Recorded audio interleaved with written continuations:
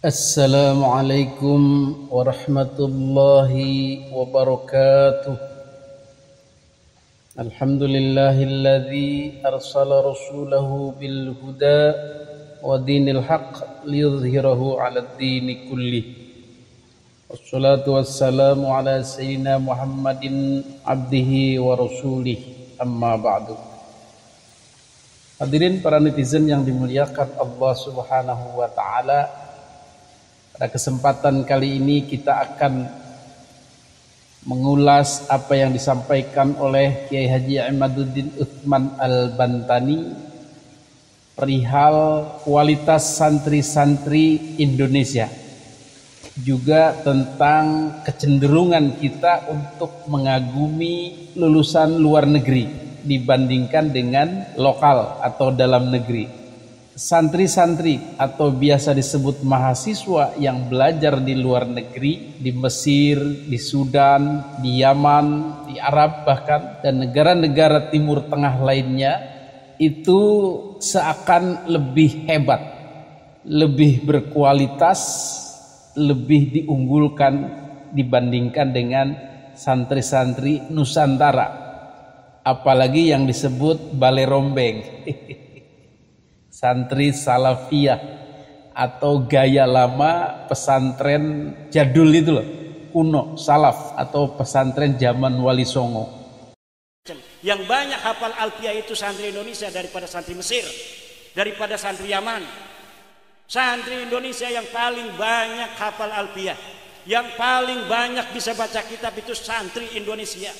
Yang layak menjadi mujtahid itu santri Indonesia. Kenapa? Belajarnya harfan-harfan min bismillah ila wallahu a'lam bisawab. Mereka di sana sekarang ini belajarnya nggak kayak dulu. Dulu hebat-hebat. Sekarang belajarnya kayak di kuliahan. Ngambil suatu bab, buka kitab bab anu, tapi tidak dari bismillah, barokahnya kurang. Makanya jangan bangga-bangga anak luar negeri, mondok di Indonesia aja jadi pinter, jadi ulama besar. Tapi jangan sampai mau taklid melulu. Alfiah hafal, kadang-kadang ada yang hafal Bukhari, hafal Quran banyak di Indonesia, hafal Bukhari. Hadirin yang dimuliakan Allah Subhanahu wa taala, pernyataan Kiai Haji Imaduddin Utsman Al-Bantani ini seakan memberi angin segar, memberi kesejukan, memberi pemahaman lebih kepada kita orang-orang tua dan generasi-generasi muda, bahkan generasi milenial, Gen Z, bahwa anggapan atau framingan mereka yang kuliah di luar negeri lebih baik, dan anggapan bahwa mereka yang cuman mondok di kampung secara tradisional, apalagi nggak ada sekolahnya, salafi, balai rombeng, itu jauh kualitasnya, bagusan yang luar negeri. Ternyata benar apa yang disampaikan Kiai Haji Imaduddin Utsman Al-Bantani. Kita bedah bagaimana ulama-ulama Nusantara ini dicetak lewat pondok pesantren, terutama yang salafiyah. Pondok pesantren ini disebut pondok pesantren balai rombeng atau pondok pesantren salafiyah. Bukan salafi ya, bukan salafi wahabi, tapi salafiyah artinya gaya zaman dahulu. Zaman kapan itu? Ya zaman Wali Songo. Dan lebih jauh kesananya adalah zaman-zaman ulama-ulama terdahulu, Imam Ghazali dan lain sebagainya. Mereka belajar itu menggunakan metode yang sama, yaitu mondok mempelajari agama ini dengan cara-cara yang dicontohkan Nabi, sahabat, ulama-ulama besar, kiai-kiai Nusantara hingga kiai-kiai sekarang, yaitu model mondok itu, pesantren itu. Yang bagaimana rupanya? Begini, sesuai pengalaman saya dan melihat kepada teman-teman yang mondok di balai rombeng itu.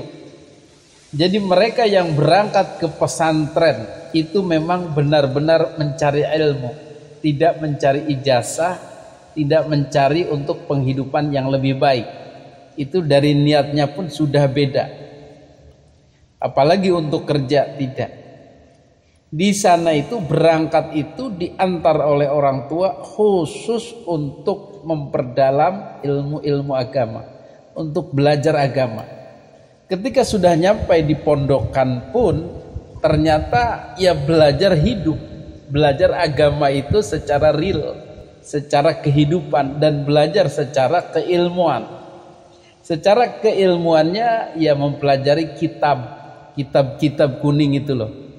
Kitab fikih, kitab tafsir, akidah, akhlak, dan lain-lain. Dan mereka datang itu tidak ada bayaran, tidak ada biaya pendaftaran, tidak ada seragam, tidak ada uang-uang macam-macam. Ya datang saja menghadap kepada kiai, mau nuntut ilmu, mau mondok. Silakan, dipersilahkan oleh kiai. Silakan, itu ada tempat tidurnya di situ, kamar mandinya di situ, tempat cuci bajunya di situ, tempat masaknya di situ. Kalau betah silakan ngaji. Sudah. Dan kemudian santri-santri tahap awal ini tidak langsung belajar Quran hadis, tidak langsung belajar ayat-ayat Al-Quran, tetapi belajar amil jurumiyah, ilmu kosakata bahasa Arab. Diperkenalkanlah dengan bahasa Arab itu seperti apa, karena itu nanti akan mempelajari bahasa Al-Quran, mempelajari bahasa Al-Hadis, mempelajari tafsir-tafsir dan lain sebagainya. Harus paham dulu bahasa Arab dari dasar. Maka belajarlah amil. Ilam annal awamila finnahwi mi'atu amilin. Tafsiyatuna ma'nawiyatun bla bla bla bla. Harus dihafal itu. Kemudian jurumiyah. Kalamu wa lafzul muraqabul mufiddu bil wadi wa qasamu salasatun ismun wa filun wa harfun ja'an lima anak dan seterusnya. Nah, dua kitab ini kemudian dibongkar, dipreteli seperti kata Ki Haji Imaduddin Utsman Al-Bantani itu. Dipreteli satu-satu huruf per hurufnya dari bismillahnya.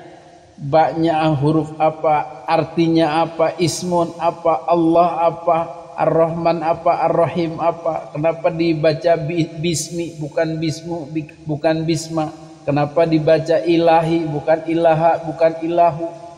Terus yang disebut dengan narkib itu, setiap pergerakan hurufnya, setiap kosakatanya, setiap pembacaannya itu dipreteli satu-satu, dibahas satu-satu menurut ilmu bahasa Arab yang ada. Itu membedah susunan kalimat dalam bahasa Arab itu butuh waktu dan butuh pengetahuan. Sama seperti membedah sirkuit elektronik lah begitu. Apa itu resistor, apa itu kondensator, apa itu dioda, apa itu transistor, bagaimana menghubungkannya, bagaimana menghitungnya. Ya seperti itulah. Tetapi dengan kegigihan si santri itu akhirnya dia bisa menguasai jelimetnya bahasa Arab, struktur bahasa Arab, kosakata bahasa Arab, grammar bahasa Arab yang disebut nahwu sorof itu diolah sedemikian rupa, dikuasai sedemikian rupa, dengan bahasa kasarannya berdarah-darah lah begitu. Bagaimana tidak berdarah-darah? Itu amil, itu jurumiyah, itu mulhatul i'rab, itu nazm maksud, kemudian alfiyah, itu harus dihafal, itu luar kepala itu. Apalagi alfiyah Ibnu Malik itu 1000 bait, itu harus dikawang, itu dihafal. Maka menghafalnya itu ya dalam tanda kutip sampai gila. Ada yang pergi ke kebun, ke sawah, ke ladang, sendirian membawa buku alfiyah itu, membawa nazm alfiyah itu dikantongin, terus dihafal di situ sendirian, ngoceh sendirian menghafalkan, tidak diganggu orang, di bawah pohon dan lain sebagainya. Ada yang tengah malam terus tidak henti mulutnya, ada yang pergi ke pantai dan lain sebagainya. Nah, cara belajar santri seperti ini itu di luar negeri tidak ada, kata Ki Haji Imaduddin. Tidak mendetail seperti ini, tidak dengan darah dan air mata seperti ini, tidak dihafal sedemikian gigih ini, terutama alfiyah. Di luar negeri belajarnya sama seperti sekolahan, sama seperti kuliahan. Jadi begitu dosen masuk, ini tentang bab ini dijelaskan, ini mengerti, dapat nilai, naik kelas. Terus begitu, seperti kuliah. Ini tentang ilmu ini, berapa SKS, ditempuh berapa semester, belajar, hadir, kemudian ujian, kemudian lulus, dapat misalnya nilai A plus atau nilai B, nilai C.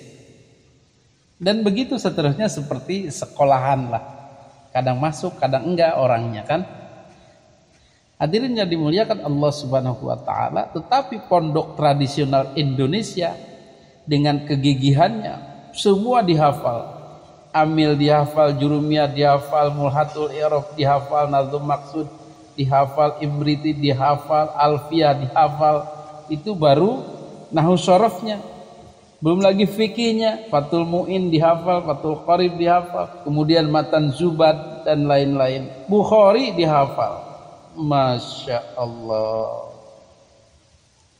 Itu kalau digambarkan ayat itu seperti dua pohon yang berbeda. Asluhu sabitun fil ard wa far'uha fis sama. Ada pohon yang kuat sekali, akarnya menancap dalam di tanah, di bumi, kemudian cabangnya menjulang ke langit kemana-mana. Diterpa angin kuat, tidak roboh, karena itu pohon alami, dibangun dari awal dari dasar. Tetapi ada juga yang modelan cangkokan itu, akarnya sedikit, tidak menancap ke tanah, kemudian cabangnya sederhana, tetapi ketika ada angin langsung roboh, tidak punya dasar. Itulah kira-kira perbedaan kualitas santri-santri Nusantara dengan santri-santri luar negeri, terutama Timur Tengah. Hadirin yang dimuliakan Allah Subhanahu wa taala, maka dengan demikian kualitasnya pun jauh berbeda sebenarnya. Santri-santri Nusantara yang digembleng dengan model begitu, itu dari sisi keilmuan. Kemudian dari sisi praktik keagamaan, ya mereka di pondok itu sudah praktek. Bagaimana masak sendiri, bagaimana nyuci baju sendiri.